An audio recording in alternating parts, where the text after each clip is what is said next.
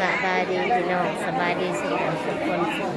บอนสบายดียามสวยๆพี่น้องจ้าวันนี้กันยินดีหับชมส่งของแม่ตาเส้นเก่าเส้นเคยพี่น้อง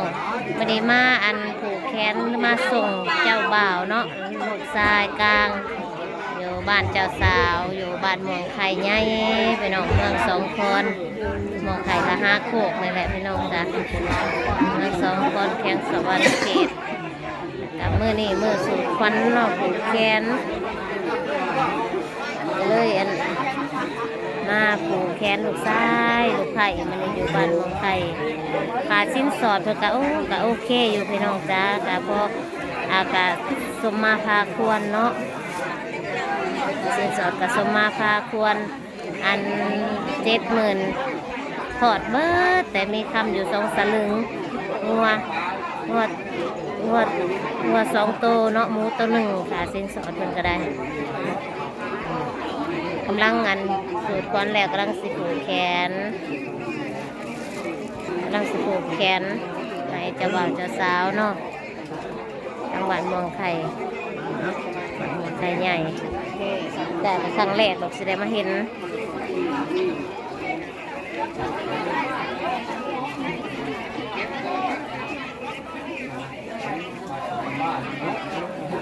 บ้านเมืองกันว่าน้ำ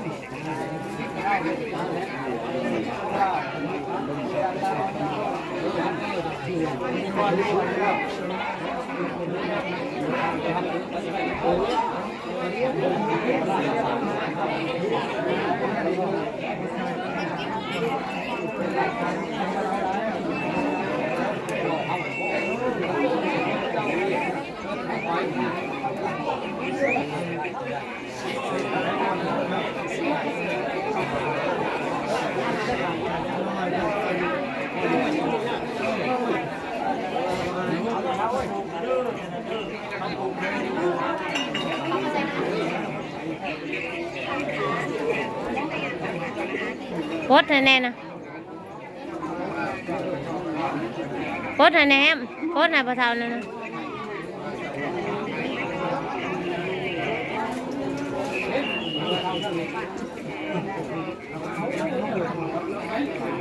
เคยปลอมผูกเอาแล้วก็บ่ให้ช่วยเด้อให้เฮงๆมันๆได้แถวไอ้พ่อน้องได้ไม่ช่วยได้ได้กูได้คิงได้เลยสวยบ่ได้เลย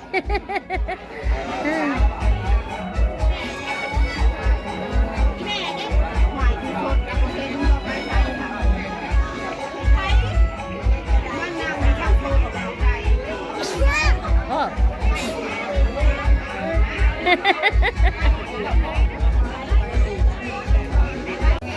มื่อนี้มันมือขึ้นเนาะขอให้สุขเจ้าขึ้นปาน้ำแรงมาขอให้สุขเจ้าขึ้นปาน้ำสีดาขึ้นน้ำแทงมันแย่งแรงส้มผูกแย่งเน่าสงสารให้ชาวบ้านจมูกน้ำดอกเดียวนี่จะให้ใครนิดแค่กุบุริคอยจึงได้ดอกมันเงินดอกมันคำน้ำมาพายน้ำเราดอกนี่ถ้าไม่ต้องใส่ดิ้นก็ขอให้น้ำทอนี่มาใส่คำที่เจ้าเด้อถ้าไม่ต้องใส่น้ำก็ขอให้พญานาคมาใส่สู้พวกเจ้าเด้อคอยจะมีคุณพูดในเส้นทางให้เจ้าเป็นคำลงรายเจ้าเขาจะมีคุณคำลงแทนให้เจ้าแทนภาษาเขาจะมีคุณกุลาอะไรเป็นหอให้เจ้าได้เงินก่อนได้เงินทิ้งมาไว้เด็กเจียวพอนี้คือกับมือเซียวให้ได้เซียวใส่หายหักคิดอันใดขอให้ชุ่มเจ้าได้ใครอันใดขอให้ชุ่มเจ้ามีให้ได้เป็นเศรษฐีเลยช่วยข้าจะสร้างภาพเก่งกล้าฝ่าหูพี่มากตอนนี้ก็นั่งตอนนี้ยกให้เงินให้คำหักศอกตอนนี้ถึงกับตอนนี้ออกให้กระป๋องเงินขาวน้ำแถวข้าวกองเงินแห่งมากมันนี่เจ้ายันเป็นธรณีอย่างยากทุกทีแต่ถึงทีบ้าทัพเทวดาผู้ใหญ่ที่มุ่งถูกป่าไม้ป่าเดียวแต่พน้องถูกจ้องเขากว่าไก่ย่างโยในเศษโอ่งดูจักรวาลคนจะมีบัตร1แห่งงูมาไว้คนจะมีบัตร2แห่งควายเขาย่อคนจะมีบัตร3แห่งข้องเก่าคำคนจะมีบัตร4ให้ทุกเงินทุกคำมาให้ลูกหางมหามุนมันงูลำโบตุสวะผม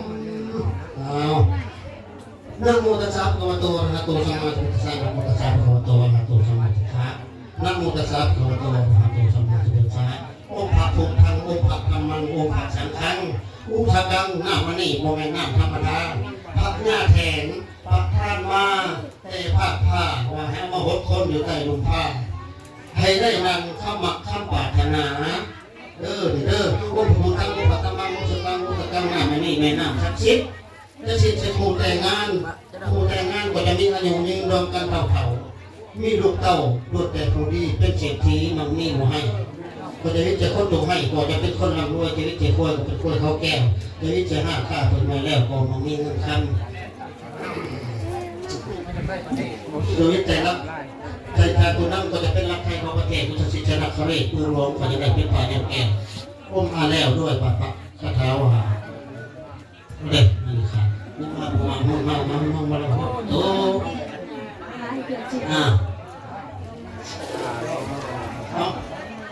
ปุ๊บยัง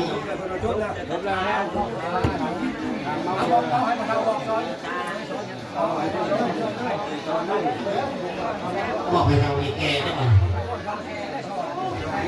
ต้องให้แก่ว่าโอ้อัดไหมอัดโลดมันสีแหงไว้เลย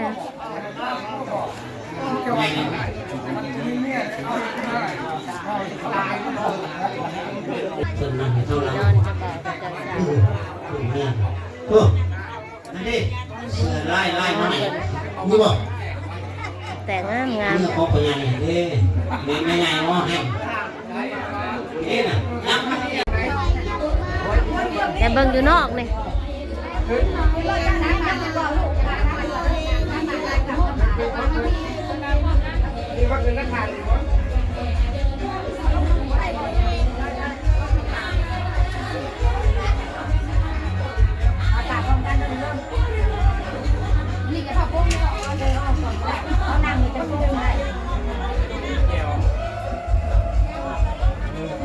การตากรถทำที่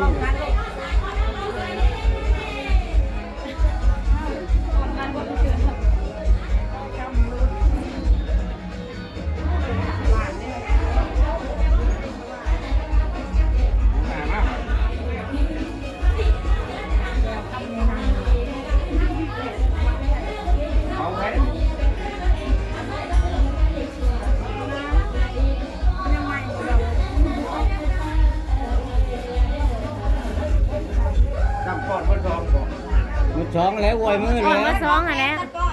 อวยมือไปมือกัน บ่เจ้าก็เอาขึ้นเทิงเลยเจ้าก็เอามือนี่ขึ้นเทิงนั่นน่ะแหละ ให้บ่ก่อนหรือเอาเลี้ยงจ้ำรถ จำเต็มเอาเข่าลงไปเป็นคำใหญ่ลายลูกรักสิแท้ นี่น้ำบ่เตรียมมาล้างแค่นี้ได้ คำใหญ่คำน้อยยังได้ก็ได้ นั่นแหละมาดอกพี่กระจ้ำเต็มคำ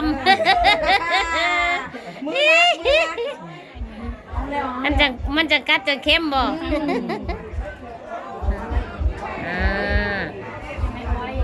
ไข่เป็นหน่วยเราเป็นยังไง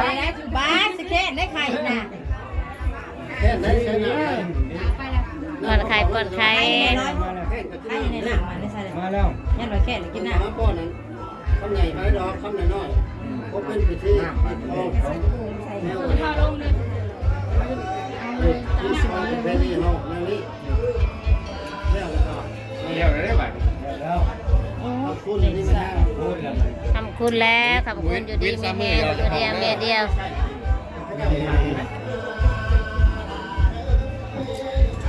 ห้ามลงตารางห้ามออกแต่ประตูอยู่นี่ทำมือพุ่น เอาแบบนั้นบ่ปูกายสูตรขาดกันเนาะปูกันเลย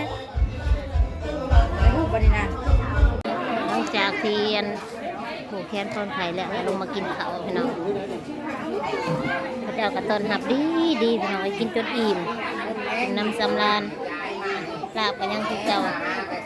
ให้กินข้าวปุ้นบ้านเพิ่นเฮ็ดแซ่บพี่น้องไอ้นำข้าวปุ้นเพิ่นแซ่บไปเตรียมมือแล้วก็เจ้ามือพร้อมกันกับเจ้าเขากับสิกาเตรียมพากันกลับแล้วพี่น้องคือมืดผ้ามืดพ้นสิมาเลยพี่น้องเลยเบิ่งกันดิ มือผ่ามือฝนสิมาแล้วมือฝนสิตก